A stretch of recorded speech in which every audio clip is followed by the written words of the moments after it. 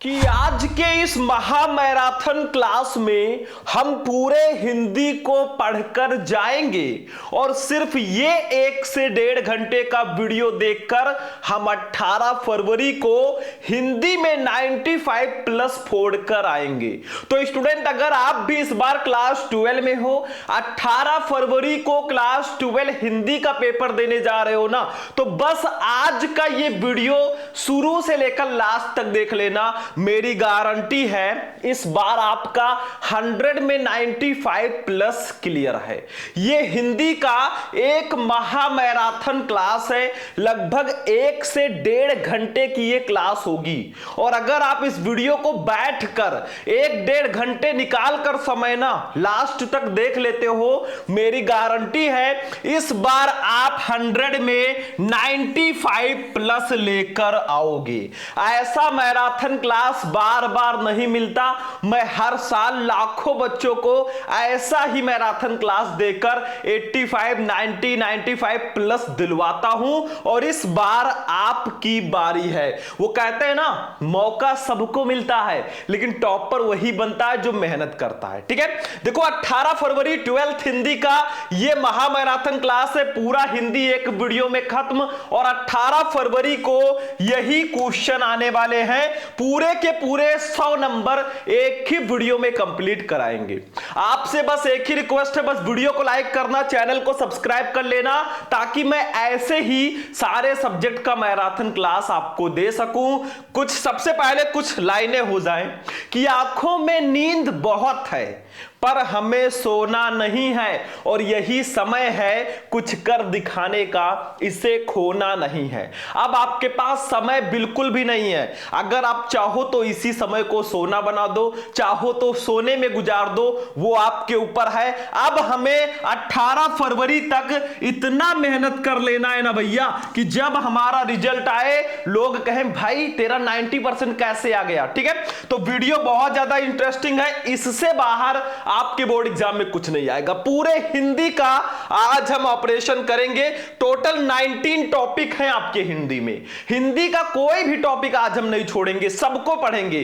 Total 19 topic है। सबसे पहले बहुविकल्पीय प्रश्नों को पढ़ेंगे, फिर गद्यांश पद्यांश को कैसे सॉल्व करते हैं वो पढ़ेंगे, फिर लेखक का साहित्यिक परिचय, कवियों का साहित्यिक परिचय, कहानी, खंड काव्य, ये आपका 50 नंबर यहां पर हो गया। ठीक है, और हम फिर खंड खा को पढ़ेंगे। संस्कृत गद्यांश, संस्कृत पद्यांश, मुहावरे एवं लोकोक्तियां, आपठित गद्यांश, शब्द युग्म, अनेकार्थी शब्द, अनेक शब्दों के लिए एक शब्द, वाक्य संशोधन और रस, छंद, अलंकार, पत्र लेखन, निबंध, मतलब पूरा हिंदी आज हम इस वीडियो में पढ़ने वाले हैं।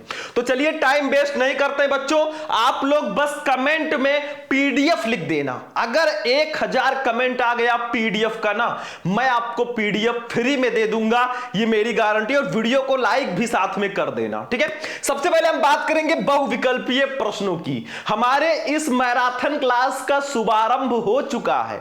ठीक है, चलो सबसे पहले बहुविकल्पीय प्रश्नों की बात करेंगे। टोटल स्टूडेंट ये 10 नंबर का आपके बोर्ड एग्जाम में आता है। कितने नंबर का?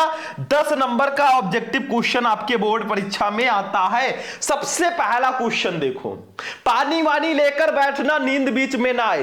देखो प्रेमचंद का उपन्यास है, बताओ इसमें से प्रेमचंद जी का उपन्यास कौन सा है? तितली, कंकाल, गोदान या त्याग पत्र? भैया गोदान जो है ना, ये प्रेमचंद जी का उपन्यास है। गोदान, गबन, ये सब प्रेमचंद जी ने लिखा है। मैं बहुत डीपली आपको बताऊंगा, बस वीडियो को लास्ट तक देखना, मजा बहुत आएगा और साथ में आपका 100 में 90 प्लस क्लियर भी हो जाएगा। जो 100% फिक्स टॉपिक हिंदी के है ना, वो भी इसी वीडियो में मैं बताने वाला हूं। ठीक है, चलो भैया वीडियो को लाइक, जितना लाइक आएगा ना उतनी मुझे मोटिवेशन मिलेगा, मैं आपके लिए और भी क्लासेस लेकर आऊंगा। दूसरा, आलोचनात्मक कृति साहित्य सहचर के लेखक कौन है? बताओ साहित्य सहचर के लेखक कौन है? रामचंद्र शुक्ल, श्याम सुंदर दास, हजारी प्रसाद द्विवेदी या हरिशंकर परसाई जी? भैया आपके जो हजारी प्रसाद द्विवेदी जी हैं ना, यही साहित्य सहचर के लेखक हैं। जब आप हजारी प्रसाद द्विवेदी जी का साहित्यिक परिचय और उनकी रचनाओं को पढ़ोगे ना, 5 नंबर वहां कंप्लीट हो जाएगा और 1 नंबर यहां भी। मतलब आपके हिंदी में जितने भी लेखक हैं, कवि हैं, सबका साहित्यिक परिचय और उनकी रचनाओं को पढ़ लेना।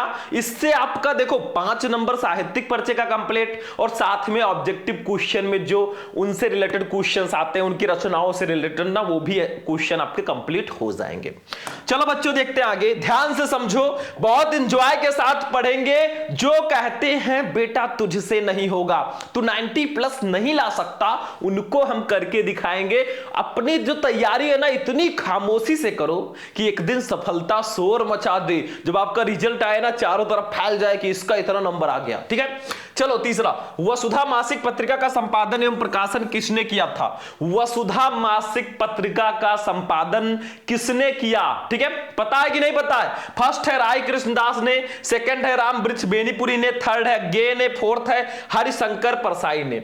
अरे भैया, हरिशंकर परसाई जी ने ही वसुधा मासिक पत्रिका का संपादन किया। आपका फोर्थ ऑप्शन बिल्कुल सही है। ध्यान से समझो, हिंदी के ऑब्जेक्टिव क्वेश्चंस पर मैं पहले भी वीडियोस बना चुका हूं। आप लोगों को अगर ज्यादा क्वेश्चन पढ़ना है, 50 क्वेश्चन, 100 क्वेश्चन, तो आप लोग सर्च करना यूट्यूब पे class 12 Hindi important objective question, Shubham lecturer, आपको वीडियो मिल जाएगा। ठीक है, चलो बच्चों, अगला क्वेश्चन चौथा, मेरी असफलताएं, जो कि बाबू गुलाब राय जी ने लिखी है, ये किस विधा की रचना है? बहुत इंपॉर्टेंट क्वेश्चन है। मेरी असफलताएं किस विधा की रचना है? बहुत सारी विधाएं हैं, जैसे जीवनी, साहित्य, कहानी, डायरी, आत्मकथा। देखो, ये आत्मकथा विधा की रचना है। मेरी असफलताएं जो है बच्चों ना, आत्मकथा विधा की ये रचना है। कभी कभी ऐसा भी क्वेश्चन आता है, मेरी असफलताएं किसकी रचना है? तो ये हमारे बाबू गुलाब राय जी की रचना है। चलो अगला क्वेश्चन देखो, 5 नंबर, अष्टछाप के कवियों का संबंध भक्ति काल की किस शाखा से है? बताओ, अष्टछाप के जो कवि हैं वो भक्ति काल की किस शाखा से संबंधित है? ज्ञानाश्रयी शाखा, प्रेमाश्रयी शाखा, कृष्ण भक्ति शाखा या राम भक्ति शाखा? अरे बच्चों, कृष्ण भक्ति शाखा से संबंधित है। अष्टछाप के कवियों का संबंध जो है वो कृष्ण भक्ति शाखा से है। समझ में आ रहा है? देखो, बहुत ही इंटरेस्टिंग ये क्लास है, महामैराथन क्लास होगा, तो इतनी जल्दी खत्म होने वाला नहीं है। 1 घंटे से ऊपर आपको पढ़ना ही है, क्योंकि अब समय नहीं है। 24 घंटे में से 7-8 घंटे तो मिनिमम आपको पढ़ना ही पढ़ना है। ठीक है, जिसमें से 1 घंटे इस वीडियो का। चलो बच्चों, 6 नंबर क्वेश्चन देखते हैं। ऐसे ही आप लोग सपोर्ट बनाए रखोगे ना, मैं सारे सब्जेक्ट का मैराथन क्लास ऐसे ले आऊंगा। अगला 6 नंबर, निम्नलिखित में से कौन सा कवि छायावादी युग का नहीं है? बताओ, इसमें से कौन सा कवि है जो छायावादी युग का नहीं है? सूर्यकांत त्रिपाठी निराला, जयशंकर प्रसाद, महादेवी वर्मा या फिर अज्ञे जी? अरे भैया, अज्ञे जी जो है ना, ये हमारे छायावादी युग के नहीं है। बाकी तीनों हैं, तीनों बाकी छायावादी युग के हैं, लेकिन अज्ञे जी नहीं है। चलो 7 नंबर क्वेश्चन पे आ जाओ बच्चों। दूसरा सप्तक का प्रकाशन वर्ष है। दूसरा सप्तक कब प्रकाशित हुआ? 1943 ईस्वी, 1951 ईस्वी, 1959 ईस्वी या 1976 ईस्वी? बच्चों, 1951 ईस्वी में दूसरा सप्तक 1951 ईस्वी में प्रकाशित हुआ। लेकिन एक सबसे इंपॉर्टेंट क्वेश्चन है, तार सप्तक कब प्रकाशित हुआ? तार सप्तक ये कब प्रकाशित हुआ? इसका आंसर आप लोग देंगे कमेंट बॉक्स में। और बहुत इंपॉर्टेंट क्वेश्चन है, मैं पहले भी बता चुका हूं। तार सप्तक का प्रकाशन वर्ष क्या है? Give me answer in comment box. चलो 8 नंबर, अज्ञे द्वारा संपादित सप्तकों की संख्या कितनी है? मतलब अज्ञे जी ने कुल कितने सप्तकों को संपादित किया है? बहुत इंटरेस्टिंग क्वेश्चन है। अज्ञे जी के द्वारा संपादित सप्तकों की संख्या कितनी है? 1, 2, 3, 4। तो भैया, अज्ञे जी ने कुल 4 सप्तकों को संपादित किया। चौथा ऑप्शन बिल्कुल सही है। ठीक है, समझ में आ रहा है? देखो, जितने अच्छे से, जितना स्लोली मैं पढ़ा रहा हूं ना, हर बच्चे के समझ में आना चाहिए। वैसे ऑब्जेक्टिव क्वेश्चंस में समझना क्या है, ये न्यूमेरिकल थोड़ी ना है कि हमें फॉर्मूला लगा लगा कर उसे लगाना है। नहीं, इसमें सिर्फ आप आंसर देखिए, काम हो गया, बस कुछ नहीं करना। 9 नंबर क्वेश्चन पे आ जाओ बच्चे बाड़ी। हरी घास पर क्षण भर, इस कृत के लेखक कौन है? हरी घास पर क्षण भर ये किसकी रचना है? भवानी प्रसाद मिश्र, बालकृष्ण शर्मा नवीन, अज्ञेय या नागार्जुन? भैया ये अज्ञेय जी की रचना है। पूरा नाम पता होगा आपको, सच्चिदानंद हीरानंद वात्स्यायन अज्ञेय इनका पूरा नाम है। ठीक है, चलो अगला क्वेश्चन देखो बच्चों। 10 नंबर, कितनी नावों में कितनी बार, ये किसकी काव्य कृति है? बहुत इंपॉर्टेंट है। अज्ञेय जी की, हरिवंश राय बच्चन की, गिरजा कुमार माथुर की या सुमित्रानंदन पंत की? अरे भैया अज्ञेय जी की है। सच्चिदानंद हीरानंद वात्स्यायन अज्ञेय जी की रचना है। कितनी नावों में कितनी बार, हो गया। मैंने आपको टॉप 10 यानी कि 10 जो सबसे इंपॉर्टेंट क्वेश्चन थे ऑब्जेक्टिव में ना, वो मैंने बता दिया। मैंने पहले ही बताया कि भाई आज का जो क्लास है कोई छोटा मोटा क्लास तो है नहीं। ठीक है, हम पूरा हिंदी कवर करने वाले हैं। तो अगर हम हिंदी के 50 बहुविकल्पीय प्रश्नों को एक ही वीडियो में ले लेंगे तो बाकी टॉपिक का क्या होगा? सबको पढ़ेंगे, बाकी को हम पढ़ेंगे, तभी इसका मैंने 10 क्वेश्चन लिया है। अगर आपको ज्यादा क्वेश्चन चाहिए तो आप लोग सर्च कर लेना यूट्यूब पे class 12 Hindi important objective question Shubham lecturer, video आपको मिल जाएगा। ठीक है, चलो बच्चों अब चलते हैं महत्वपूर्ण गद्यांश पे। 10 नंबर का ये भी आता है और कितना इजी है आपको बताने की जरूरत नहीं है, सिर्फ इस गद्यांश को ध्यान से पढ़ना है। 5 क्वेश्चन है, इसका आंसर इस गद्यांश से ढूंढ ढूंढ कर कुछ ऐसे लिखना है। ठीक है, मतलब ये जो हमारा गद्यांश है, गद्यांश यहां पे है। ठीक है, चलो ये जो हमारा देखो गद्यांश है, इस गद्यांश को आप ध्यान से पढ़ो। फिर इसके नीचे 5 क्वेश्चन दिए गए हैं, उसका आंसर ढूंढ ढूंढ कर लिखना है। तो पहले इसको हम ध्यान से पढ़ते हैं, फिर कैसे आपको आंसर ढूंढना है गद्यांश में से, वो ट्रिक भी मैं आपको इस वीडियो में बताने वाला हूं, टेंशन मत लेना। ठीक है, चलो पढ़ो भैया ध्यान से। भूमि का निर्माण देवों ने किया है, वो अनंत काल से है।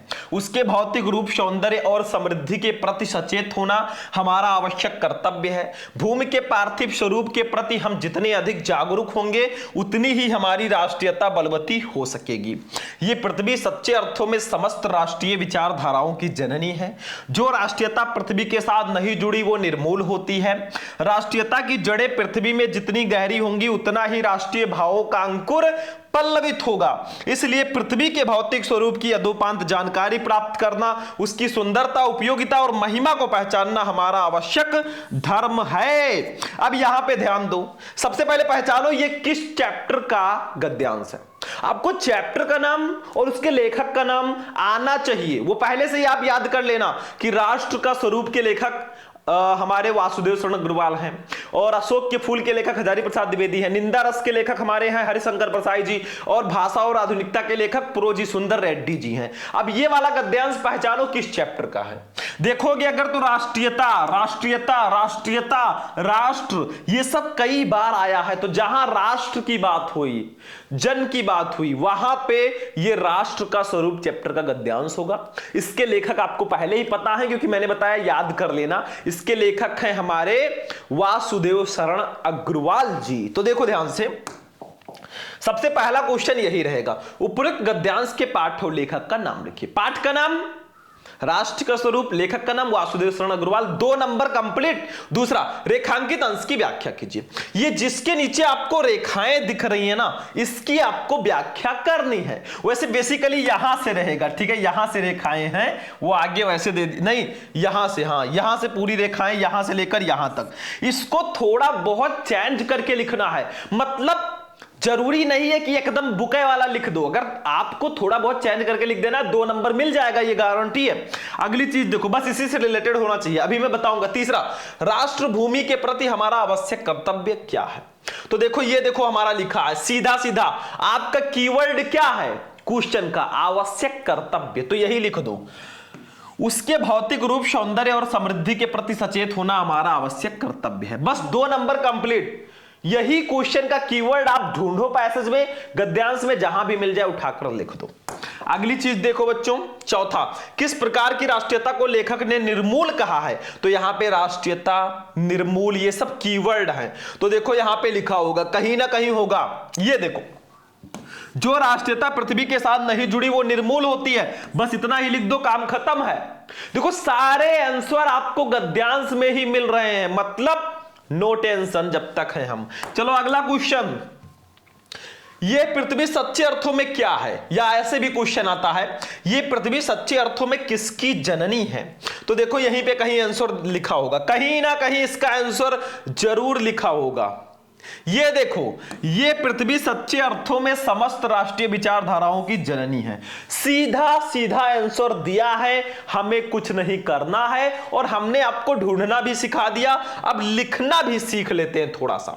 चलो जब इसको सॉल्व करेंगे गद्यांश को ना, भूमि का निर्माण डॉट डॉट डॉट डॉट करके आवश्यक धर्म है, ये लिखना बहुत जरूरी है। बाकी हिंदी की कॉपी कैसे लिखें इस पर मैं ऑलरेडी वीडियो बना चुका हूं, आप लोग सर्च करना हिंदी की कॉपी कैसे लिखें शुभम लेक्चरर, आपको वीडियो मिल जाएगा, जाकर जरूर देखना वो वीडियो।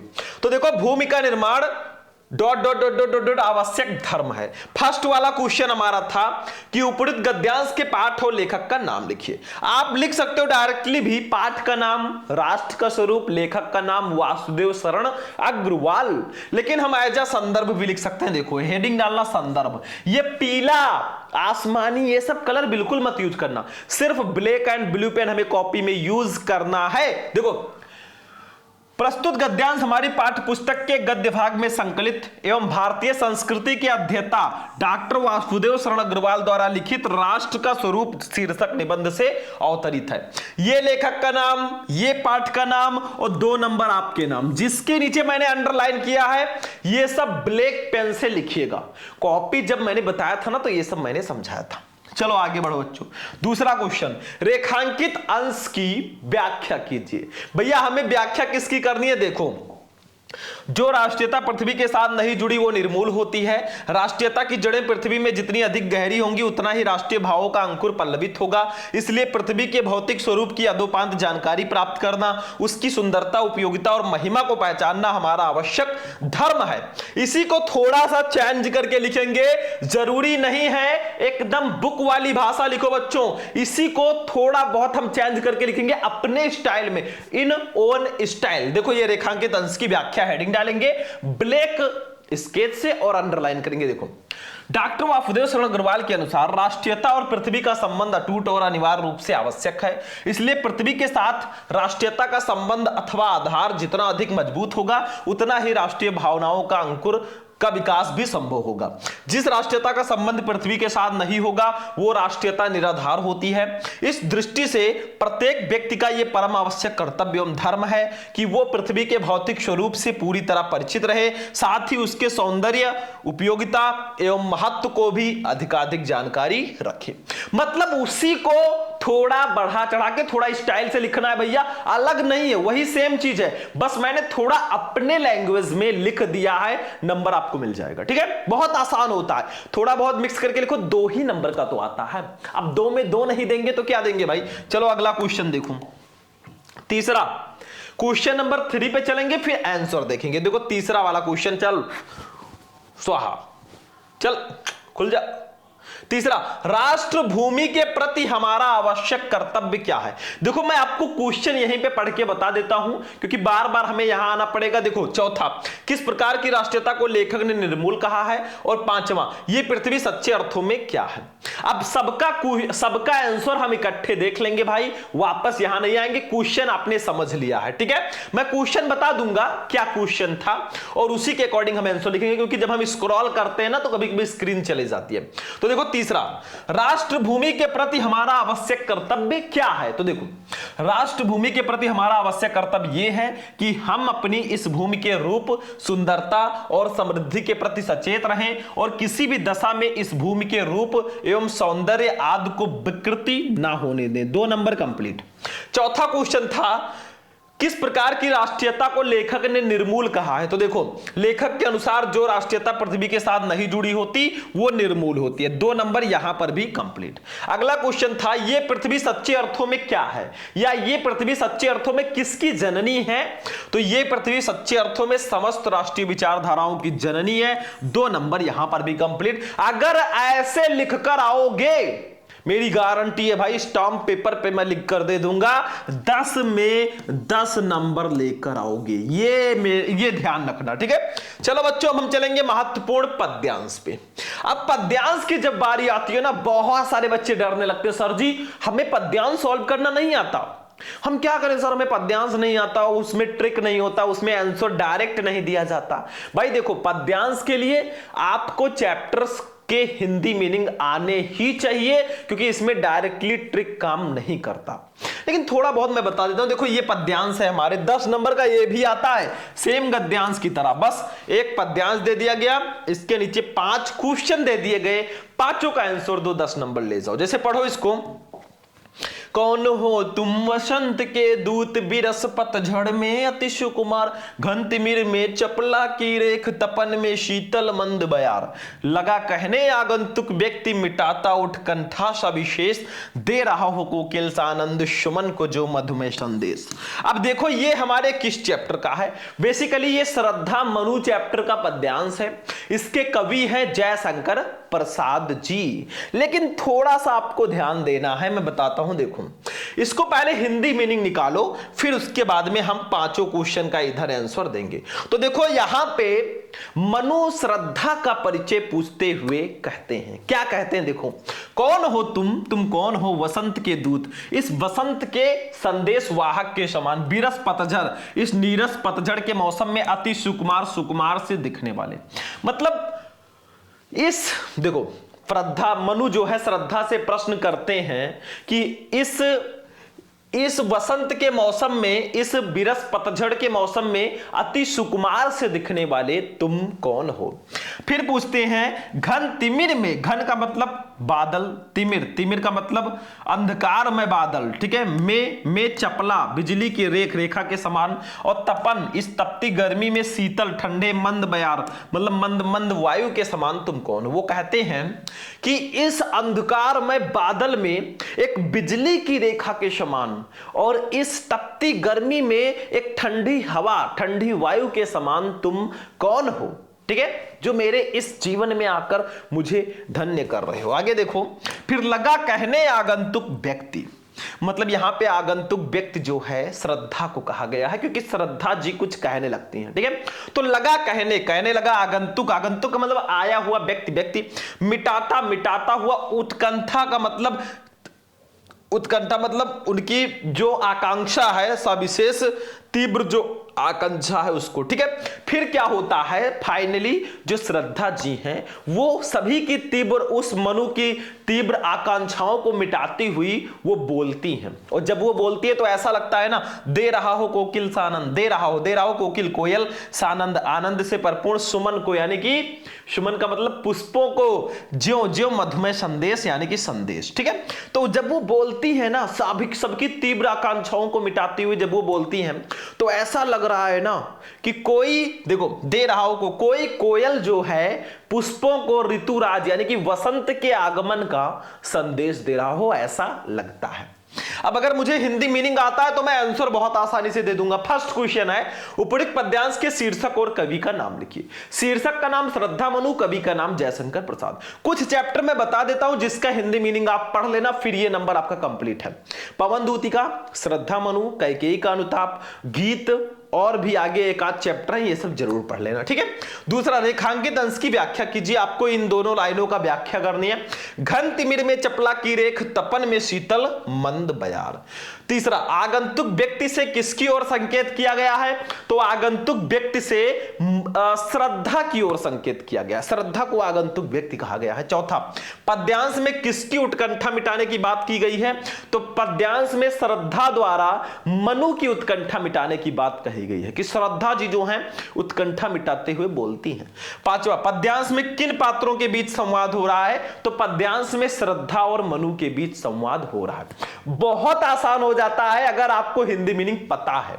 देखो जब इसको सॉल्व करना तो ऐसे लिखना, कौन हो तुम डॉट डॉट डॉट डॉट करके मधुमेह संदेश। फर्स्ट क्वेश्चन था उपरोक्त पद्यांश के शीर्षक और कवि का नाम लिखिए, तो आप डायरेक्ट भी लिख सकते हो, शीर्षक का नाम श्रद्धा मनु, कवि का नाम जयशंकर प्रसाद, लेकिन हम एज अ संदर्भ लिखेंगे। देखो संदर्भ प्रस्तुत पद्यांश श्री जयशंकर प्रसाद, ये हो गए हमारे कवि के कामायनी महाकाव्य से हमारी पाठ्य पुस्तक के पद्य भाग में संकलित श्रद्धा मनु शीर्षक कविता से अवतरित है।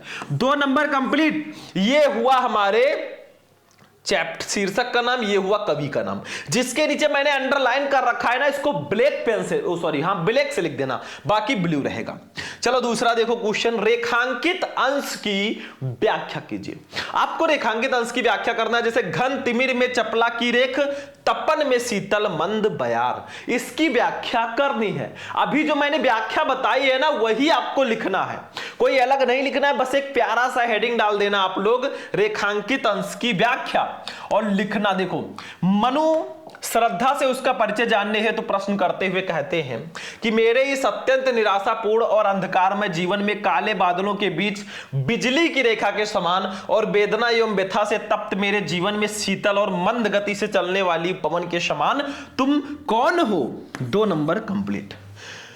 तीसरा क्वेश्चन देख लो बच्चों, बहुत आसान है अगर आप हिंदी मीनिंग जानते हो, मैं पहले बोल चुका हूं। चलो क्वेश्चन नंबर 3, ये देखो, आगंतुक व्यक्ति से किसकी ओर संकेत किया गया है? मतलब आगंतुक व्यक्ति के द्वारा किसकी ओर संकेत किया गया है? तो मैंने अभी बताया था आपको, देखो ध्यान से, आगंतुक व्यक्ति शब्दों के माध्यम से श्रद्धा कर देना, यहां पे किसका? श्रद्धा कर देना, ठीक है, श्रद्धा लिख देना, शायद मनु लिखा है, श्रद्धा कर देना, क्योंकि आगंतुक व्यक्ति श्रद्धा को बताया गया, ठीक है। तो आगंतुक व्यक्ति शब्दों के माध्यम से श्रद्धा की ओर संकेत किया गया है। 2 नंबर यहां पर भी कंप्लीट, शायद मनु लिखा था, आप लोग श्रद्धा कर देना। अब देखेंगे अपना चौथा क्वेश्चन। 2-2 नंबर हमारे कंप्लीट हो रहे हैं। और भाई जो बच्चे सो रहे हैं वो कॉपी पेन लेकर पानी वानी पी कर बैठ जाएं, क्योंकि ऐसा क्लास आपको मिलेगा नहीं। 18 फरवरी को अगर पेपर में आग लगाना है ना, तो ये क्लास जरूर देख के जाना है। चौथा, पद्यांश में किसकी उत्कंठा मिटाने की बात कही गई है? मतलब पद्यांश में किसकी उत्कंठा मिटाने की बात कही गई है? तो देखो, पद्यांश में श्रद्धा के द्वारा मनु की उत्कंठा मिटाने की बात कही गई है। 2 नंबर कंप्लीट, ठीक है। अगला क्वेश्चन देखो ध्यान से, हमारा लास्ट क्वेश्चन, 5वां क्वेश्चन होगा इस पद्यांश का, ठीक है। देखो 5 नंबर, पद्यांश में किन पात्रों के बीच संवाद हो रहा है? मतलब इस पद्यांश में किन पात्रों के बीच बातचीत हो रहा है, संवाद हो रहा है? तो देखो ध्यान से, ये पद्यांश में मनु और श्रद्धा के बीच संवाद हो रहा है। 2 नंबर कंप्लीट। मतलब ऐसे लिखकर आओगे 10 में 10 लेकर आओगे, ये मेरी गारंटी है। चलो बच्चों, अब हम चलते हैं अगले टॉपिक पे, जो कि है साहित्यिक परिचय। मतलब 5 नंबर लेखकों का साहित्यिक परिचय, 5 नंबर कवियों का साहित्यिक परिचय, 10 नंबर का आता है। तो सबसे पहले हम लेखक का देखेंगे, और आज हम एक ऐसे लेखक का साहित्यिक परिचय बताने वाले हैं ना, जो आपके बोर्ड एग्जाम में लगातार पूछे गए हैं, और इस बार तो आएंगे ही आएंगे। उनका नाम है आचार्य हजारी प्रसाद द्विवेदी। तो जब भी आप साहित्यिक परिचय लिखना, पहले एक छोटा सा जीवन परिचय लिखना, इनका जन्म स्थान, शिक्षा दीक्षा मृत्यु, फिर साहित्यिक परिचय मेन हेडिंग हम लिखेंगे यहां से यहां तक, और उसके बाद में फाइनली हमारी रचनाएं हेडिंग रहेगी। आप लोग खुद देख सकते हो, ये देखो रचनाएं। अब इसके लिए हमें 5 नंबर मिलेंगे, 3 नंबर साहित्यिक परिचय के और 2 नंबर रचनाओं के। तो चलो सबसे पहले जीवन परिचय छोटा सा पढ़ लेते हैं। इसको मैंने ऑलरेडी बता रखा है, पूरे सारे लेखक और सारे कवियों का साहित्यिक परिचय एक ही वीडियो में। आप लोग सर्च करना, क्लास 12 हिंदी इंपॉर्टेंट साहित्यिक परिचय शुभम लेक्चरर, वीडियो मिल जाएगा। सबसे पहले एक छोटा सा जीवन परिचय समझेंगे, या आप इसको एक बॉक्स बनाकर भी इनका संक्षिप्त परिचय लिख सकते हैं इसके जगह पर। देखो, हिंदी के श्रेष्ठ निबंधकार आचार्य हजारी प्रसाद द्विवेदी का जन्म सन 1907 ईस्वी में बलिया जिले के दूबे का छपरा नामक ग्राम में हुआ था। इनके पिता श्री अनमोल द्विवेदी ज्योतिष और संस्कृत के प्रकांड विद्वान थे। हजारी प्रसाद द्विवेदी का 19 मई 1979 ईस्वी को रुग्णता के कारण स्वर्गवास हो गया। बस इसको इतना ही लिखना है, क्योंकि इसका नंबर ऐड नहीं होता। मेन हेडिंग साहित्यिक परिचय है, इसका 3 नंबर मिलता है। देखो, इनका हिंदी साहित्य में परिचय कैसा है, कौन कौन से पुरस्कार मिले, ये सब आपको साहित्यिक परिचय में लिखना होता है। देखो, हजारी प्रसाद द्विवेदी साहित्य के प्रख्यात निबंधकार, इतिहास लेखक, अन्वेषक, आलोचक, संपादक तथा उपन्यासकार के अतिरिक्त कुशल वक्ता और सफल अध्यापक भी थे। मतलब ये क्या थे भाई? वे मौलिक चिंतक, भारतीय संस्कृति और इतिहास के मर्मज्ञ, बंगला तथा संस्कृत के प्रकांड विद्वान थे। आगे देखो, इनके साहित्य पर संस्कृत भाषा, आचार्य रामचंद्र शुक्ल और रविंद्रनाथ ठाकुर का स्पष्ट प्रभाव है। इन्होंने विश्व भारती और अभिनव भारतीय ग्रंथमाला का संपादन किया। इन्होंने नित्य प्रत्य के जीवन की गतिविधियों और अनुभूतियों की मार्मिकता के साथ चित्रण किया है। ये हिंदी ललित निबंध लेखकों में अग्रगण्य हैं। द्विवेदी जी की साहित्य सेवा को डी लिट, पद्म भूषण और मंगला प्रसाद पारितोषिक से सम्मानित किया गया। ये सब इनको पुरस्कार मिले। 3 नंबर इसका कंप्लीट हो चुका है। मैं स्क्रीनशॉट लेने का एक बार मौका दे देता हूं, पहले इसका स्क्रीनशॉट पूरा ले लो, ठीक है, फटाफट ले लिया बच्चों। चलो आगे बढ़ते, इसका भी स्क्रीनशॉट ले लो, ठीक है। चलो नेक्स्ट देखते हैं बच्चों। अब हम लोग रचनाएं इनकी देख लेंगे। रचनाएं, इनकी रचनाएं निम्न है, जैसे निबंध संग्रह में अशोक के फूल, कुटज, विचार प्रवाह, विचार और वितर्क, आलोक पर्व, कल्पलता, ये इनकी निबंध की रचनाएं हैं। आलोचना साहित्य में सूरदास कालिदास की लालित योजना, कबीर, साहित्य सहचर, साहित्य का मर्म, इतिहास में हिंदी साहित्य की भूमिका, हिंदी साहित्य का आदिकाल। बस हो गया, यहां पे 5 नंबर आपका कंप्लीट। 3 नंबर साहित्यिक परिचय का, 2 नंबर रचनाओं का। चलो बच्चों हम कवियों पर चलेंगे। एक लेखक का मैंने आपको बता दिया है, अब कवि देखो थोड़ा और है। उपन्यास में बाण भट्ट की आत्मकथा, चारुचंद्र लेख, पुनर्नवा और अनाम दास का पोथा। संपादन में नाथ सिद्धों की बानियां, संक्षिप्त पृथ्वीराज रासो, संदेश रासक। अनुदित रचनाओं में प्रबंध चिंतामणि, पुरातन प्रबंध संग्रह, प्रबंध कोश, विश्व परिचय, लाल कनेर, संदेश रासक। देखो मैं एक चीज बता दूं आपको, इतनी रचनाएं लिखने की जरूरत नहीं है। आप निबंध लिखो, इतिहास लिखो और उपन्यास लिख दो, बस इतना बहुत है 2 नंबर के लिए, ठीक है। तो 5 नंबर आपका अब यहां पे कंप्लीट हो जाएगा। कवियों पे चलेंगे तो कवियों में मैंने अपने राष्ट्र कवि मैथिली शरण गुप्त जी को लिया है। बहुत इंपॉर्टेंट कवि हैं और इन्होंने हमारे चैप्टर में पद्यांश में लिखा है कैकेयी का अनुताप चैप्टर, ठीक है। चलो इनका भी साहित्यिक परिचय बहुत इंपॉर्टेंट है, मोस्ट इंपॉर्टेंट। ये दोनों जो मैंने लिए हैं ना लेखक और कवियों में, ये आने ही आने हैं। बाकी अगर सभी लेखक सभी कवियों का देखना है तो आप सर्च करके देख लो भाई, सारे लेखक सारे कवियों का एक वीडियो में मैंने बता रखा है। चलो इनमें भी पहले जीवन परिचय पढ़ेंगे। देखो राष्ट्र कवि मैथिली शरण गुप्त का जन्म सन 1886 ईस्वी में चिरगांव जिला झांसी में हुआ था। इनके पिता का नाम सेठ रामचरण गुप्त था। सेठ रामचरण गुप्त स्वयं एक अच्छे कवि थे। ये घर पर ही इनकी शिक्षा का प्रबंध किया गया, जहां इन्होंने अंग्रेजी, संस्कृत और हिंदी का अध्ययन किया। जीवन के अंतिम क्षणों तक ये निरंतर साहित्य सृजन करते रहे और 12 दिसंबर 1964 ईस्वी को मां भारती का ये महान साधक पंचत्व में विलीन हो गया। बस ये जीवन परिचय हो गया, स्क्रीनशॉट ले लो। साहित्यिक परिचय पे चलो बच्चों, बहुत इंपॉर्टेंट है ये साहित्यिक परिचय। गुप्त जी का झुकाव गीत काव्य की ओर था और राष्ट्र प्रेम इनकी कविता का प्रमुख स्वर रहा। इनके काव्य में भारतीय संस्कृति का प्रेरणाप्रद चित्रण हुआ है। इन्होंने अपनी कविताओं द्वारा राष्ट्र में जागृति तो उत्पन्न की ही, साथ ही सक्रिय रूप से असहयोग आंदोलनों में भी भाग लेते रहे, जिसके फलस्वरूप इन्हें जेल भी जाना पड़ा।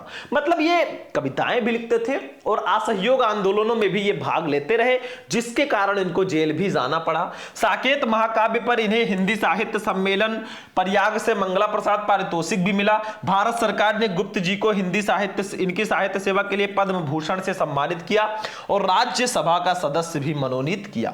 3 नंबर इसके लिए मिलेगा। कुछ बच्चों का शिकायत रहता है, सर जी हमारा जो बुक है उसमें कुछ अलग तरीके से दिया है। देखो वो ही आप याद कर सकते हो। देखो अलग अलग बुक्स में अलग अलग हो सकते हैं, लेकिन सारे के सारे सही होंगे, तो आप किसी को भी याद कर सकते हो, कोई दिक्कत नहीं। रचनाएं देखो, मैथिली शरण गुप्त जी की रचनाएं निम्न है। जैसे मौलिक रचनाएं, 2 प्रकार की इन्होंने रचनाएं की, मौलिक रचनाएं, अनुदित रचनाएं। तो देखो मौलिक रचनाओं में भारत भारती, जयद्रथ वध, पंचवटी, साकेत, यशोधरा, नहुस आदि। अनुदित रचनाओं में मेघनाथ वध, ब्रजभाषा, वीरांगना, प्लासी का युद्ध। बस 2 नंबर इसका कंप्लीट और पूरा मिलाकर 5 में 5 कंप्लीट। चलो आगे बढ़ते हैं। कहां पड़े हो चक्कर में, कोई नहीं है टक्कर में। अगला देखो, अब हम चलते हैं कहानी पे भाई। 100% फिक्स टॉपिक। जैसे आपका जीवन परिचय जो होता है साहित्यिक परिचय ना, 100% फिक्स है। आप लेखकों में वासुदेव शरण अग्रवाल, हजारी प्रसाद द्विवेदी, प्रोजी सुंदर रेड्डी का पढ़ लो। कवियों में मैथिली शरण गुप्त, रामधारी सिंह दिनकर, सुमित्रा नंदन पंत, जयशंकर प्रसाद या महादेवी वर्मा का पढ़ लो। काम खत्म है फिर, ठीक है, नो टेंशन। चलो बहादुर कहानी का उद्देश्य आज हम पढ़ेंगे। देखो कहानी 3 आपको सिर्फ पढ़ना है, पंचलाइट, बहादुर, ध्रुव यात्रा, जिसमें से पंचलाइट और बहादुर सबसे इंपॉर्टेंट कहानी है। और एक कहानी में 2 चीजें होती है, जैसे पंचलाइट कहानी है तो 2 चीजें उसमें है, पंचलाइट कहानी का सारांश, पंचलाइट कहानी का उद्देश्य। पंचलाइट कहानी मैंने पढ़ाया था ना, यकीन नहीं करोगे 1.5 से 2 लाख बच्चों ने इस वीडियो को देख लिया, क्योंकि वो 100% फिक्स है, वो आएगा ही आएगा। तो आप भी YouTube पे जाकर सर्च करो पंचलाइट कहानी का सारांश शुभम लेक्चरर, वीडियो मिल जाएगा, जाकर देख लेना। बहादुर कहानी का सारांश शुभम लेक्चरर, वो भी वीडियो मिल जाएगा, लाखों बच्चों ने देखा है। आज हम पढ़ेंगे बहादुर कहानी का उद्देश्य, आज हम पढ़ेंगे आखिर उद्देश्य क्या है। सारांश और उद्देश्य 2 अलग अलग चीजें हैं, लेकिन एक ही कहानी है। देखो आधुनिक जगत कहानी में प्रेमचंद की कहानी कला को अक्षुण्ण रखने वाले कलाकारों में अमरकांत जी अग्रणी हैं। ये अमरकांत जी की कहानी है बहादुर। इनकी कहानियों में मध्यम वर्ग तथा निम्न वर्ग की पारिवारिक परिस्थितियों का सजीव आदर्श तथा यथार्थवादी चित्रण मिलता है। इनकी बहादुर कहानी मध्यम वर्गीय परिवार में नौकरी करने वाले बहादुर नाम के पहाड़ी लड़के पर आधारित एक रोचक, सुगठित, संक्षिप्त तथा समस्या मूलक कहानी है। इसमें बताया गया है कि मात्र पूंजीपति ही श्रम का शोषण नहीं करते, वरन सामान्य मध्यम वर्ग भी इस कुकृत्य में पीछे नहीं है। इस कहानी का उद्देश्य समाज में उत्पन्न वर्ग संघर्ष को मानवीय सहानुभूति द्वारा समाप्त करने का संदेश देना है। इसमें कुछ समझाना है नहीं भाई, इजी है, पढ़ लो। आगे देखो, शोषितों के प्रति मानवता एवं प्रेम का व्यवहार ऊंच नीच के भेदभाव के कारण दिलों में पड़ी दरार को भर देता है। बहादुर भी मानवीय स्नेह एवं संवेदनाओं का भूखा है। मालिक द्वारा पीटे जाने और प्रतिक्रिया स्वरूप उसके द्वारा घर छोड़ दिए जाने पर परिवार के सभी लोगों को पश्चाताप का अनुभव होता है। वो स्वयं को दोषी महसूस करते हैं। धनी और निर्धन का वर्ग भेद मानवीय भावनाओं ही कम कर सकती हैं। लेखक का मुख्य उद्देश्य दोनों के हृदयों का परिवर्तन है और सबके प्रति सहानुभूतिपूर्ण व्यवहार बनाए रखने का संदेश देना। हो गया 5 नंबर कंप्लीट। क्या है, कुछ नहीं है, स्क्रीनशॉट लो फटाफट, तुरंत लो स्क्रीनशॉट, दोनों का ले लेना, ठीक है। बाकी हम आगे बढ़ते हैं, इसका ले लो फिर इसका स्क्रीनशॉट।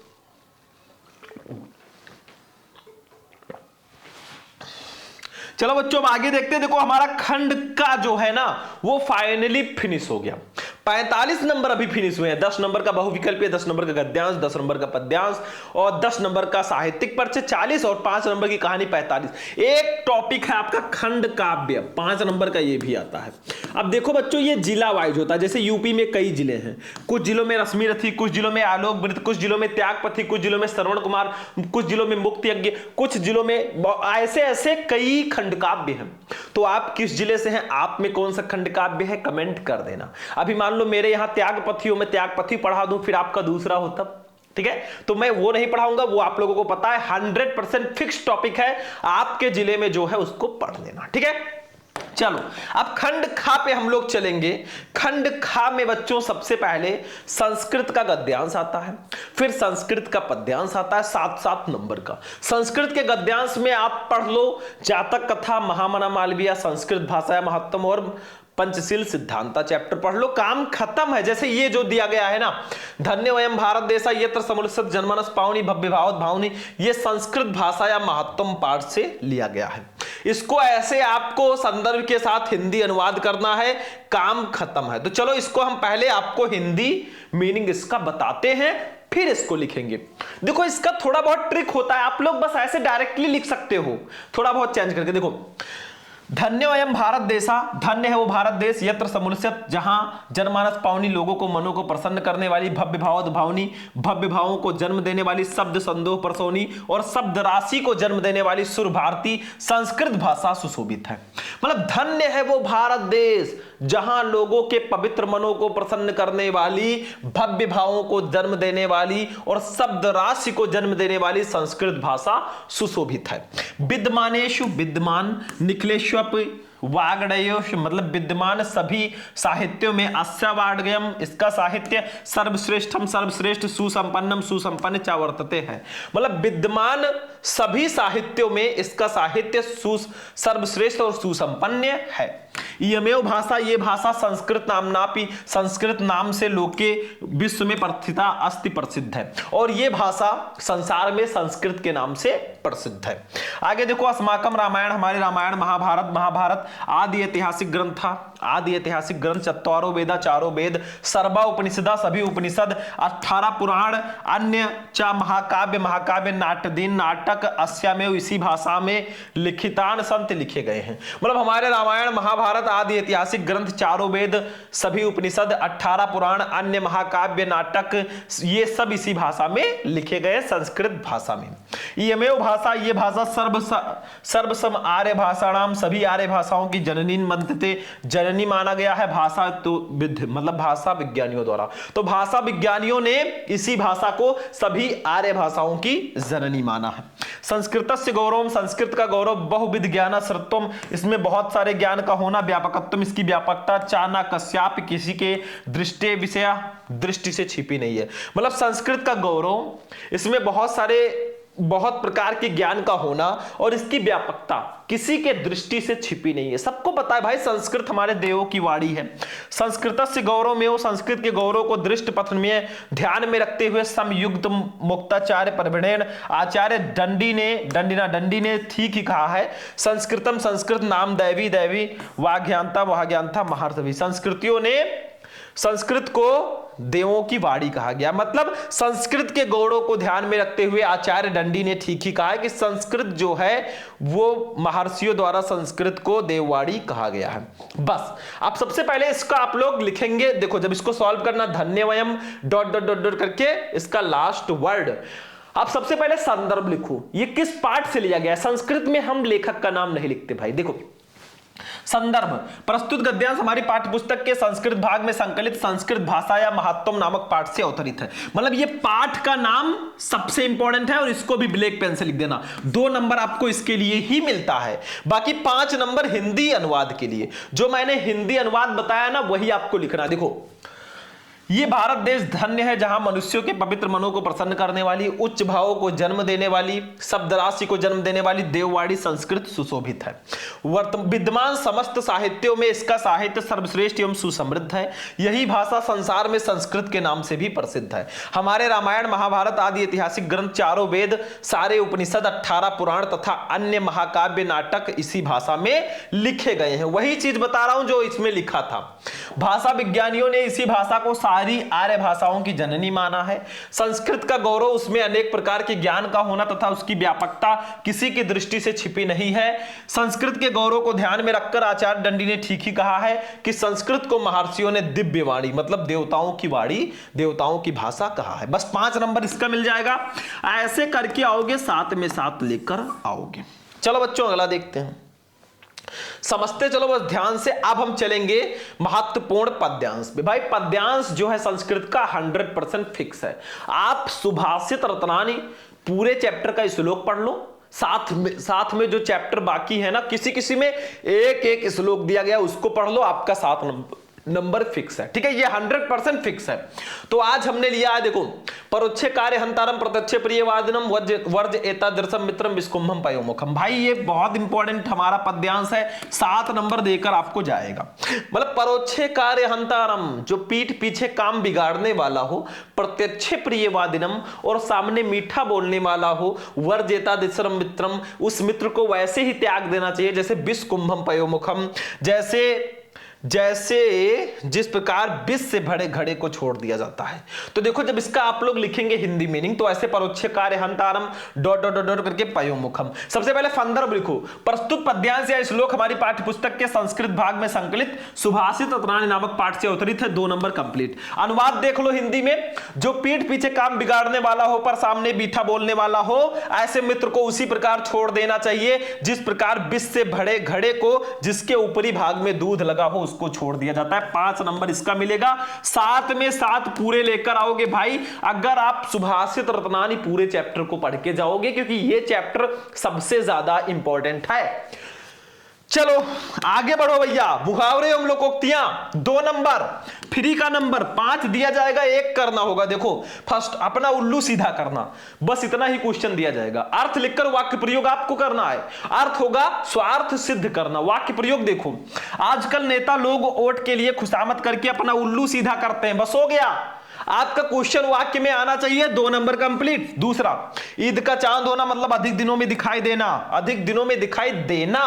वाक्य प्रयोग, भाई विपिन जब से तुम इंजीनियर बने हो ईद का चांद हो गए हो। क्वेश्चन आ गया इसमें, ये बिल्कुल सही होगा। मतलब आपका क्वेश्चन वाक्य में आना चाहिए, 2 नंबर फिक्स है भाई, इसी को बोलते हैं वाक्य प्रयोग। चलो भैया आगे बढ़ते हैं। अब चलते हैं एक ऐसे टॉपिक पर भाई ना जो बहुत आसान भी है और 5 नंबर देकर भी जाएगा। इसका नाम है आपठित गद्यांश। देखो आपको एक ऐसा गद्यांश दिया जाएगा जो आपके चैप्टर में नहीं है, उसको पढ़ना है। फिर उसके नीचे 3 क्वेश्चन दिया गया, शायद क्वेश्चन कहां गया भाई, क्वेश्चन, ठीक है, क्वेश्चन ही गायब है। चलो इसको हम समझा देते हैं आपको, क्वेश्चन मैं बता दूंगा जो भी यहां पर था, ठीक है। देखो ध्यान से, ओम स्वाहा। देखो चलो चलो इसको पढ़ो पहले। किसी देश की उन्नति तथा अवनति वहां के नारी समाज पर निर्भर करती है। जिस देश की नारी जागृत, शिक्षा तथा गुणवती होती है वही देश संसार में सबसे अधिक उन्नत समझा जाता है। इस दृष्टिकोण से भारत के वैदिक युग में नारी का महत्वपूर्ण स्थान था। उस समय भारत सब देशों का सिरमौर माना जाता था। सरस्वती, लक्ष्मी और दुर्गा आदि देवियां विद्या, धन और शक्ति की प्रतीक मानी जाती थी। जीवन के लिए ये तीनों ही महत्वपूर्ण साधन है। ये नारी रूपी देवियों की कृपा से ही प्राप्त हो सकते हैं। अतः भारतवर्ष में सर्वत्र देवियों का पूजन होता था। मनु ने तो यहां तक कह दिया कि जिस घर में नारी को सम्मान नहीं मिलेगा उसको कभी रिद्धि सिद्धि प्राप्त नहीं होगी। अब इसके नीचे क्वेश्चन क्या था भाई, जो क्वेश्चन गायब है ना वो मैं बता देता हूं। देखो आंसर के हिसाब से क्वेश्चन निकालेंगे। जीवन के लिए 3 महत्वपूर्ण साधन कौन कौन से हैं, ये पहला क्वेश्चन है। तो हमारा आंसर क्या होगा, देखो ऐसे लिख देना, किसी देश की डॉट डॉट डॉट डॉट करके हो सकती, ऊपर लिख देना तब आंसर लिखना। देखो ध्यान से समझो, इसके ऊपर लिख देना जैसे हम गद्यांश में करते थे, ठीक है। अब पहला क्वेश्चन है जीवन के लिए 3 महत्वपूर्ण साधन कौन कौन से हैं। तो देखो इसका आंसर यहां पे दिया गया है, देखो ध्यान से, ये धन और देखो विद्या, धन और शक्ति की प्रतीक मानी जाती थी। जीवन के लिए ये ही 3 महत्वपूर्ण साधन है। तो इसको ऐसे लिखेंगे, जीवन के लिए विद्या, धन और शक्ति ये 3 महत्वपूर्ण साधन बताए गए हैं। नारी रूपी देवियों की कृपा से ये प्राप्त हो सकते थे। बस 1 नंबर यहां पे कंप्लीट, और इन दोनों का 2 नंबर। दूसरा हमारा जो क्वेश्चन था ना कि इस गद्यांश का शीर्षक बताइए, शीर्षक क्या है। तो भाई नारी के रूप में बात किया गया तो ऐसे लिखेंगे, गद्यांश में किसी देश की उन्नति के लिए नारी समाज की भूमिका पर जोर दिया गया है और वैदिक युग में नारी के महत्वपूर्ण स्थान का वर्णन किया गया है, इसलिए नारी का महत्व उपयुक्त शीर्षक है। इसका शीर्षक नारी का महत्व है, 2 नंबर कंप्लीट, ठीक है। क्वेश्चन यहां पे भले ही ना लिखा हो भाई, मिसप्रिंट हो गया है, गलती हो गई है, तो क्वेश्चन मैं बता दे रहा हूं। तीसरा, किस युग में स्त्रियों का महत्व सबसे ज्यादा था। तो इसका आंसर होगा, गद्यांश के अनुसार भारत में नारी का महत्वपूर्ण स्थान वैदिक युग में था, जब भारत सब देशों का सिरमौर माना जाता था। मतलब क्वेश्चन ऐसा था कि नारी का महत्वपूर्ण स्थान किस युग में ज्यादा था, ठीक है। तो ये हमारा आंसर हो जाएगा। क्वेश्चन भले ही ना हो, मैंने क्वेश्चन का आंसर बता दिया। चलो अब चलते हैं, ये देखो ये दूसरा शायद है, दूसरा भी इसी में है। चलो इससे कोई दिक्कत नहीं है, इसको मैं हटा ही देता हूं, ठीक है। ये हो गया। चलो अब इस टॉपिक को देखेंगे बच्चों, शब्द युग्म पे आ चुके हैं हम लोग। शब्द युग्म का मतलब 2 शब्दों का जोड़ा। जैसे पहला पुरुष परुष, इसका सही अर्थ क्या होगा, नर और नारी, आदमी और फरसा, पुरुष और पैसा, आदमी और कठोर। भैया पुरुष का मतलब आदमी, परुष का मतलब कठोर। चौथा ऑप्शन बिल्कुल सही होगा, जो पहले उसका आंसर पहले, जो बाद में उसका आंसर बाद में, ठीक है। समझ में आ रहा है। दूसरा देखो ग्रह ग्रह, इसका सही अर्थ क्या होगा, घर और नक्षत्र, घर और गृहस्थी, गिरोह और घर, गांव और घर। अरे भैया घर और नक्षत्र होगा, ग्रह का मतलब घर, ग्रह का मतलब नक्षत्र, ठीक है। 2 क्वेश्चन मैंने बता दिए, करना एक ही होगा। चलो आगे बढ़ते बच्चों, नहीं दो रहेंगे, ठीक है। चलो अनेकार्थी शब्द पे आ जाओ। तो ऐसे आपको दिया जाएगा, निम्नलिखित में से किसी एक शब्द के 2 अर्थ लिखिए। जैसे अंबर, अंबर का आप लिख देना आकाश वस्त्र, कर का लिख देना ओला हाथ, टैक्स किरण, कार्य करने का आदेश, हाथी की सूंड। मतलब आपको 2 ही लिखना है किसी एक का, दो लिखना है, मैंने दो बता दिया, ठीक है। बाकी मैं आगे आगे बताता रहूंगा, टेंशन मत लेना। इसके बाद में चलते हैं बच्चों अनेक शब्दों के लिए एक शब्द पे। फर्स्ट, जिसने इंद्रियों को जीत लिया हो उसको क्या कहेंगे एक शब्द में? इंद्रियवान, विजेता, जितेंद्र या संत। भैया जितेंद्रिय रहेगा यहां पे, ठीक है, जितेंद्रिय रहेगा, यही ऑप्शन सही होगा। दूसरा, जीवित रहने की उत्कट इच्छा, उसको क्या कहते हैं? जिजीविषा, जीवन, जीवन शक्ति या महत्वाकांक्षा। भैया उसको हम जिजीविषा कहते हैं। जीवित रहने की उत्कट इच्छा को हम जिजीविषा बोलते हैं। चलो बच्चों आगे बढ़ते चले फटाफट। चलो, वाक्य संशोधन में क्या होगा? वाक्य दिया जाएगा, साथ में गलती दी जाएगी, उसको सही करके लिखना है। देखो फर्स्ट, मैं अनेकों बार दिल्ली जा चुका हूं, ये गलत है, अनेकों नहीं रहेगा, ये गलत वाला है। सही होगा मैं अनेक बार दिल्ली जा चुका हूं। अनेक खुद में बहुवचन है, अनेकों लिखने की जरूरत नहीं है। दूसरा, सीता ने पुस्तक लिखा, नहीं, सीता ने पुस्तक लिखी, क्योंकि ये लेडीज है भाई, तो लिखी होगा, ठीक है। बस 2 नंबर यहां पर भी फिक्स। चलो आगे बढ़ते हैं बच्चों, रस छंद अलंकार पे आ जाते हैं भैया। देखो रस छंद अलंकार मैं पहले क्लियर कर दूं, जितने भी रस हैं, जितने भी छंद हैं, जितने भी अलंकार हैं, तीनों को मैंने एक ही वीडियो में पढ़ा रखा है। लाखों बच्चों ने उस वीडियो को देखा, यूट्यूब पे जाकर सर्च करना रस छंद अलंकार शुभम लेक्चरर, आपको वो वीडियो मिल जाएगा। नहीं देख रहे हो, इसमें मेरी गलती है ही नहीं भाई, उसमें आपका 6 नंबर पूरा कंप्लीट होगा। जितने रस हैं, जितने छंद हैं, जितने अलंकार, सारे मैंने उसमें बताए हैं। यहां पर भी मैं बताऊंगा एक एक। देखो हास्य रस पहले हम पढ़ेंगे। हास्य रस क्या है? हास्य रस का स्थायी भाव हास है। जब हास नामक स्थायी भाव विभाव, अनुभव और संचारी भाव से संयोग करता है तो हास्य रस कहलाता है। अब इसका ट्रिक भी मैंने बताया था। अगर करुण रस का लिखना हो तो सेम, देखो करुण रस का स्थायी भाव शोक है। जब शोक नामक स्थायी भाव विभाव, अनुभव और संचारी भाव से संयोग करता है तो वो करुण रस कहलाता है। वीर रस का स्थायी भाव उत्साह है, ठीक है। आपको स्थायी भाव बदलना है। फिर यहां पे जब उत्साह नामक स्थायी भाव विभाव, अनुभव और संचारी भाव से संयोग करता है तो वीर रस कहलाता है। बस हो गया। उदाहरण देखो, नाना वाहन नाना वेशा, बिहसे स्यु समाज निज देखा, को मुखहीन विपुल मुख काहू, बिन पद कर को बहुपद बाहु। बस ये आपका परिभाषा हो गया, ये उदाहरण 2 नंबर कंप्लीट। और मुझे पता है कुछ बच्चों को दूसरा उदाहरण याद होगा। भाई जो आपको याद हो वो लिख सकते हो, कोई प्रेशर यहां पर नहीं है।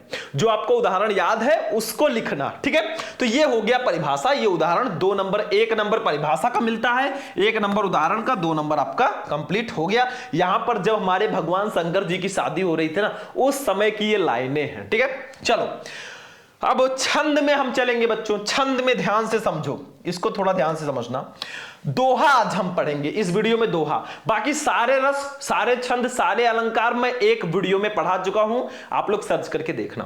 तो देखो दोहा अर्धसम मात्रिक छंद है, इसमें 4 चरण होता है। इसके पहले और तीसरे चरण में 13-13 मात्राएं और दूसरे तथा चौथे चरण में 11-11 मात्राएं होती हैं। जैसे उदाहरण देखो, मेरी भव बाधा हरो, राधा नागर सोई, जा तन की झाई परे, श्याम हरि दुति होई।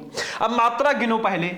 मेरी मतलब मां के ऊपर ए लगा है तो 2 मात्रा, इस पर भी 2, 2 2 4 1 5 1 6 2 8 2 10 1 11 2 13। देखो पहले चरण में 13 हो गई, दूसरे में भी 13 होना चाहिए। 2 1 3 1 4 2 6 2 8 2 10 1 11 2 13। तो पहले और तीसरे में 13-13, दूसरे और चौथे में 11-11। देखो 2 2 4 2 6 1 7 1 8 2 10 1 11, और इसमें भी 2 1 3 1 4 5 6 7 8 2 10 1 11। यहां पे छोटी ई रहेगा, छोटी ई, ठीक है। तो 11 इधर भी, मतलब दोहा में क्या होगा, ये अर्धसम मात्रिक छंद है, इसमें 4 चरण होते हैं। पहले और तीसरे में 13-13, दूसरे और चौथे में 11-11 होते हैं, यही होगा दोहा, ठीक है। चलो हो गया। अब इसको मैं हटाऊंगा बच्चों, अलंकार पे चलेंगे, ठीक है। स्क्रीनशॉट ले लिया करो। अलंकार में हम उपमा अलंकार आज पढ़ेंगे। देखो, जब किन्हीं 2 वस्तुओं के गुण, आकृति, स्वभाव आदि में समानता दिखाया जाए या 2 भिन्न वस्तुओं की तुलना की जाए, वहां उपमा अलंकार होता है। जैसे उदाहरण, हरिपद कोमल कमल से, मतलब हरि जी के पैर जो है ना वो कमल के समान कोमल है। यहां पे उपमेय क्या है, हरिपद। जिसकी तुलना की जाए वो उपमेय होगा, जिससे तुलना की जाए वो उपमान होगा, ठीक है।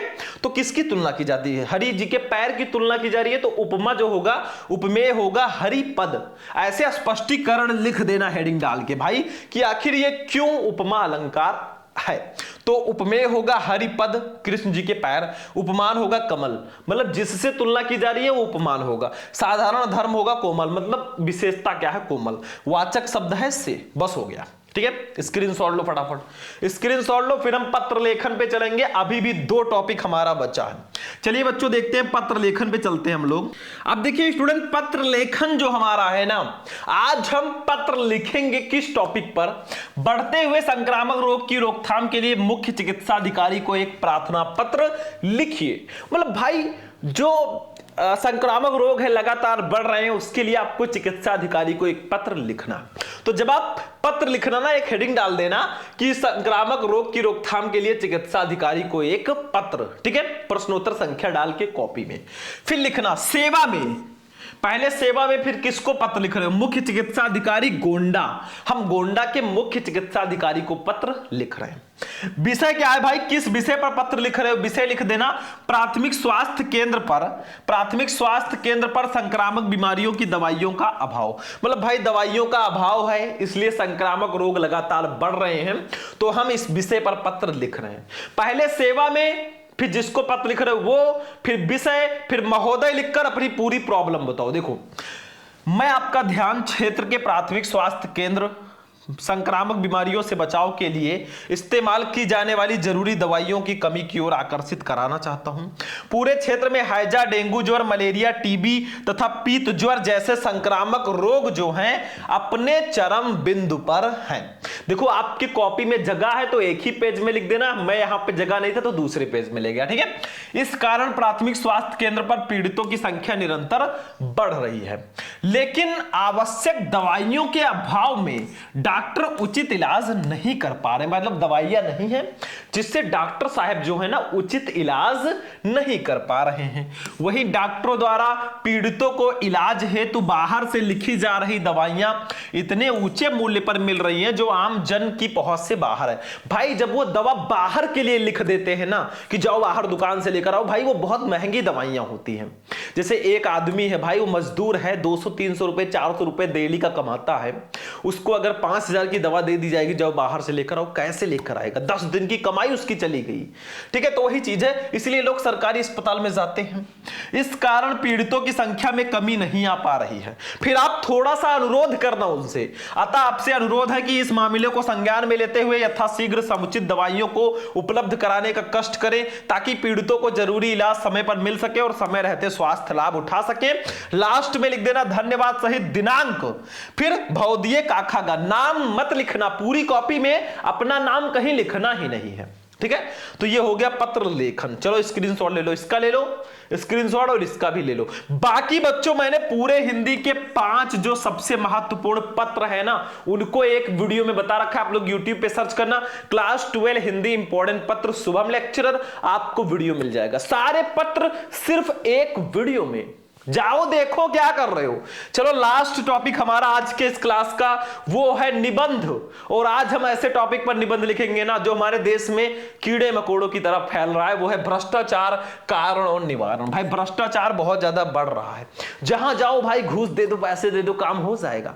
ये भ्रष्टाचार ही तो है। देखो जब भी आप निबंध लिखो पहले रूपरेखा बना लो कि मुझे इस निबंध को लिखते समय कौन कौन सा हेडिंग डालना है। पूरे 9 नंबर का निबंध आता है भाई, जितना अच्छा हेडिंग डाल के निबंध लिख दोगे उतना अच्छा नंबर आपको मिल जाएगा, ये मेरी गारंटी है।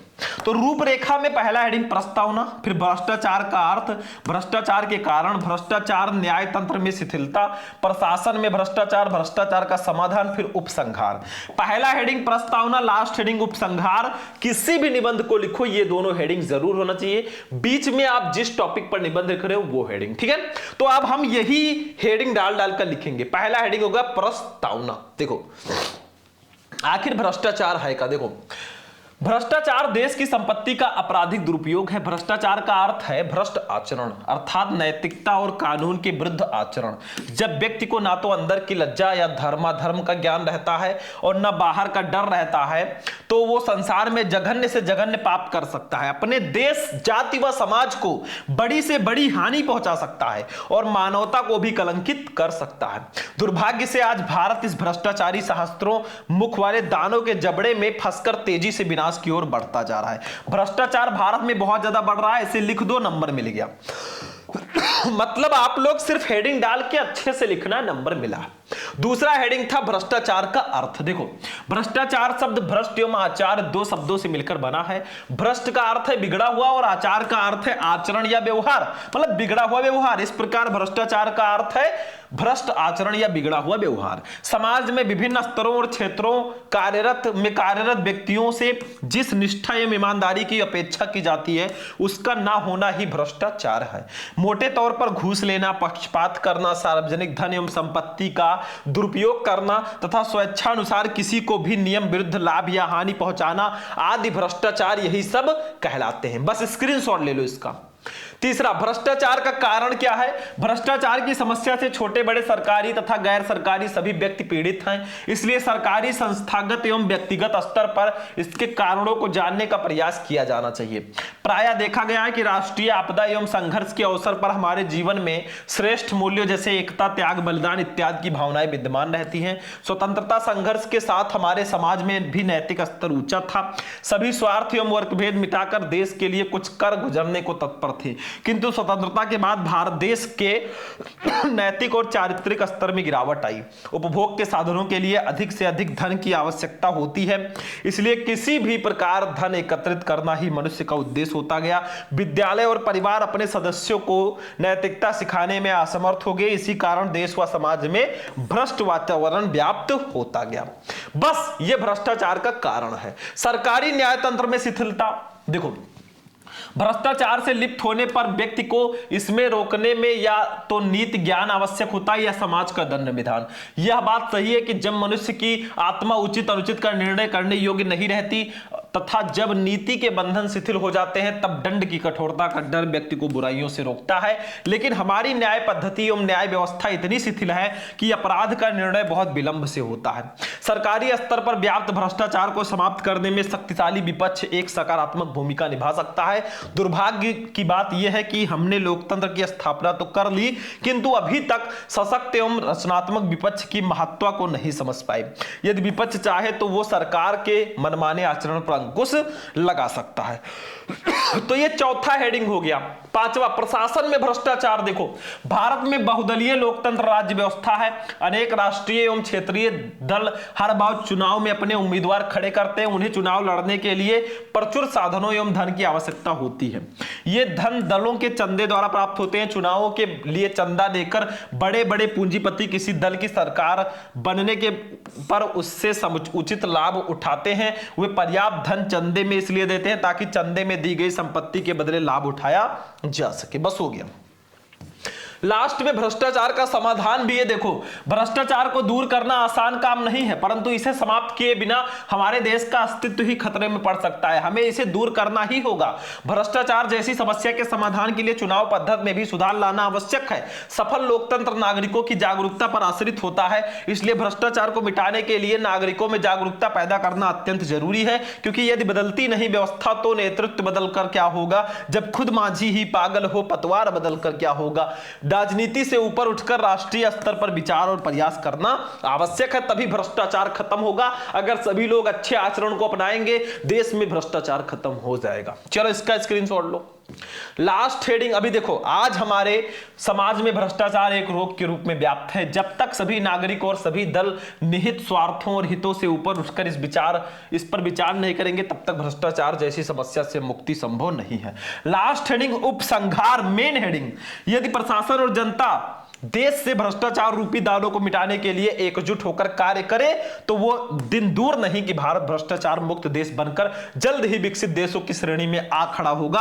हमें मिलकर यह संकल्प लेना होगा कि हम अपने महान राष्ट्र की प्राचीन संस्कृति को पुनर्जीवित कर देश को भ्रष्टाचार मुक्त बनाएंगे, ताकि हमारा देश फिर से सोने की चिड़िया कहलाए। देखो, हमारा देश पहले क्या था? सोने की चिड़िया कहलाती थी भाई, क्योंकि इतना धन था हमारे देश में, इतना सोना था। ठीक है, बाकी हमारा निबंध था ये, और ये हमारा आज के इस क्लास का लास्ट टॉपिक था। पूरा हिंदी हमने एक ही वीडियो में पढ़ लिया, एक भी टॉपिक मैंने नहीं छोड़ा है। तो आज का वीडियो कैसा लगा? जाते जाते इस वीडियो को लाइक ठोको, चैनल को सब्सक्राइब करो और अपने दोस्तों के साथ भी इस वीडियो को शेयर कर दो, ताकि वो भी समय रहते इस वीडियो का लाभ उठा सके। बाकी वीडियो बहुत इंटरेस्टिंग था। चलते हैं, फिर मिलेंगे किसी नेक्स्ट वीडियो में नेक्स्ट टॉपिक के साथ। तब तक के लिए जय हिंद।